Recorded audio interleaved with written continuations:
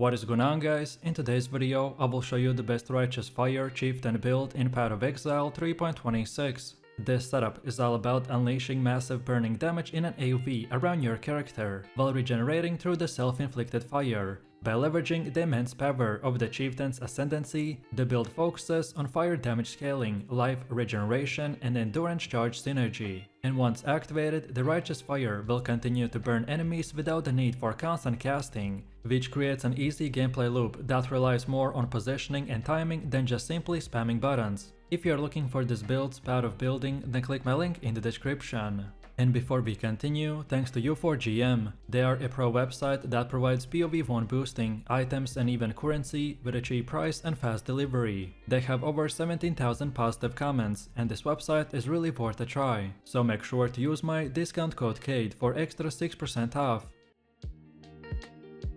Let's start with an overview, and this version of the Righteous Fire is geared towards being a highly durable mapper, by offering excellent clear speed without compromising defenses. And thanks to the explosive effects granted by the Chieftain's Ascendancy, even the tanky rare monsters and map bosses can be wiped out efficiently. One of the early limitations of this setup is recovery, so until you can stack enough maximum fire resistance, your sustain can feel underwhelming. However, once that resistance base is built, recovery can become almost instant. The primary goal is to stack as much fire resistance as possible, while then the Ascendancy will handle the cold and lightning resistance for you. With this setup, you will be speedrunning through the maps, incinerating enemies while taking little damage for yourself. For tougher enemies, casting the punishment and deploying fire trap will enhance your single target damage significantly. And don't forget to stand still while fighting the bosses to fully benefit from the effect of the Ramako, the Sun's Light. Overall, this build is incredibly League starter friendly and can scale all the way to the endgame.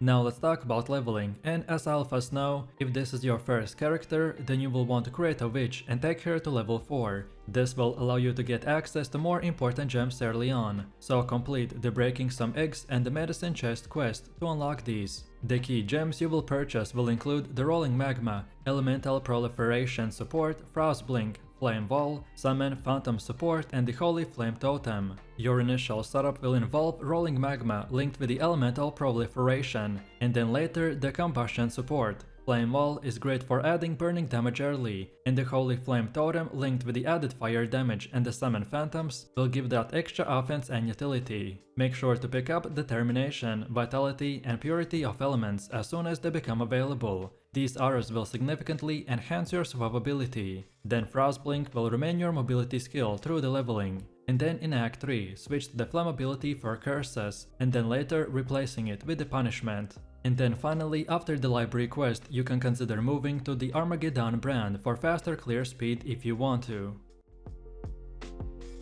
Next up, let's go over the Ascendancy. The Tassalio Cleansing Water is usually the first node you take, which offers a massive fire resistance, life regeneration tied to the resistance, and immunity to ignite. This node alone can carry you to the early sustain and the damage mitigation. Then Ramako Sun's Light will follow, by boosting your burning damage significantly, and allowing the fire penetration, which is crucial for maintaining effective damage against the high resistant enemies. Then the Hinokora Death's Fury will add even more scaling by increasing strength, which contributes to both life and the fire damage. It also grants life leech and the fire damage on kill, by improving the clear speed and the consistency. And then lastly, take the Valako Storm's Embrace, which enhances your endurance charge generation, and uses those charges to grant elemental damage and the physical damage reduction. Overall, this set of Ascendancy nodes is the foundation for our build for the durability and the burning offense. Next up we have the skill tree, and the layout is focused around the high life, fire damage, regeneration, and the resistances. At around level 90 to 95, the tree pushes heavily into the Marauder and the Templar areas. With over 250 strength, your fire damage gets a significant boost due to the Chieftain scaling. The key nodes will focus on burning damage and the elemental resistance, while the small cluster jewels are used to enhance aura effectiveness, particularly the Malevoyance. Armor is also prioritized over evasion or energy shield,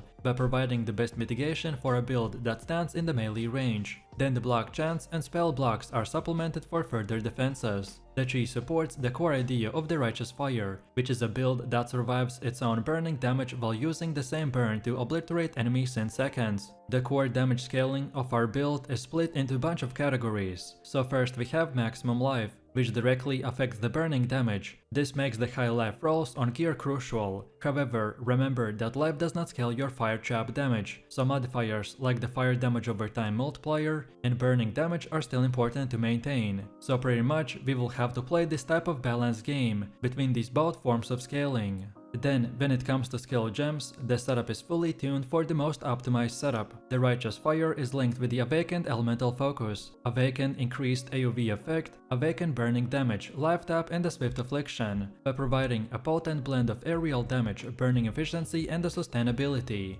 Then Fire Trap runs an Awakened Swift Affliction, Life Tap and the Chop and Mine damage, which gives us a strong supplemental damage and a single target pressure. Then for utility, the Tempest Shield and the Flesh and Stone will enhance both defense and utility, so Tempest Shield will grant block chance and shock immunity, while the Flesh and Stone will provide blind and the damage reduction. Then the Malevoyance, Purity of Life and Summon Skitter Boots will boost our damage over time and the elemental resistances, making them the core to this build's aura strategy. The Shield Charge and the Frost Blink will give us a smooth movement across maps, letting us stay mobile in dangerous situations. Then the Blood Rage will add extra attack speed and the Frenzy Charge generation, while the Punishment will boost damage against the low life enemies. Then Enduring Cry provides instant life regeneration and Endurance Charge generation, which makes it crucial for surviving during heavy incoming damage. These skills will work in the harmony to create a smooth, resilient gameplay that lets you focus on the movement and the fire damage while maintaining a robust defenses.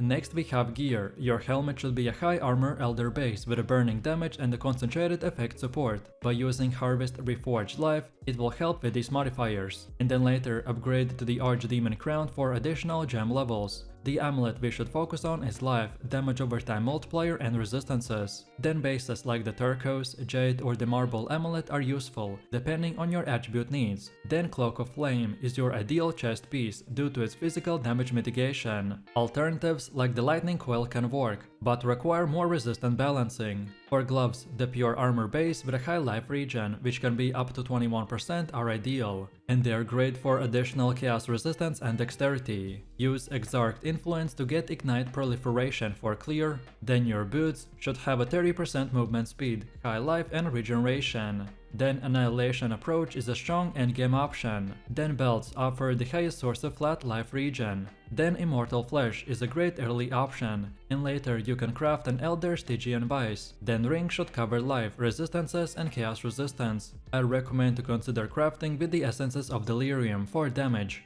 Then weapons will need the fire damage over time multiplier, then the flat fire damage increase, and +1 to fire spell gems if possible. Shields like the Rise of the Phoenix and the Dawbreaker are excellent early choices, but you can aim for a rare Shaper Shield with a percentage life recovered on a block for the best recovery. Next up we have our Mercenaries. I tested bunch of different versions and I found two potentials. One focused on defenses by using the Blasphemy Aura and the Amplitude to reduce damage taken, along with granting elemental immunity through the Sign of the Sin Eater. Then the other leaned towards offense with Summon Holy Relic and a Smite to provide additional damage and regeneration. Then for their gear, Dying Breath is a solid weapon choice, while the Leer cast will give a helpful damage buff from the helmet slot. Then the Zandentu's Cassock is also a good body armor option. Use gloves with the Unnerve implicit, and for boots, go with the Wind Scream for that extra curse, or boots with a Sapped Ground for that survivability. Then belts like the Camo's Binding or the Pyroshock Clasp will work well. And then finally for rings, the Kikazaru and the Time Claps are great picks. And then you can finish it off with a Shaper Seed as your amulet. Next up we have gameplay, and it is very straightforward. You want to activate Righteous Fire at the start of each zone, as it remains active until you leave the area, so you will need to toggle it once in a while. You want to move around by using the Shield Charge for fast mapping or the Frost Blink, or more precise dodging and repositioning. Then use curses like the Flammability or the Punishment on blue and rare packs to amplify their damage taken and softening them up for your burning aura. Against tougher bosses, you want to job the fire chop repeatedly and either way circle the enemy or stand your ground to benefit fully from the Rakamo, the Sun's Light, which significantly will boost your damage when you're standing still. Timing Frostblink through the enemies can chill them and help to avoid telegraphs with a high damage hits. Alternatively, you can kite them along the edge of your Righteous Fire radius to minimize the incoming damage while still burning them steadily. Then keep Enduring Cry on the cooldown in the harder encounters to generate endurance charges and stay topped up on life.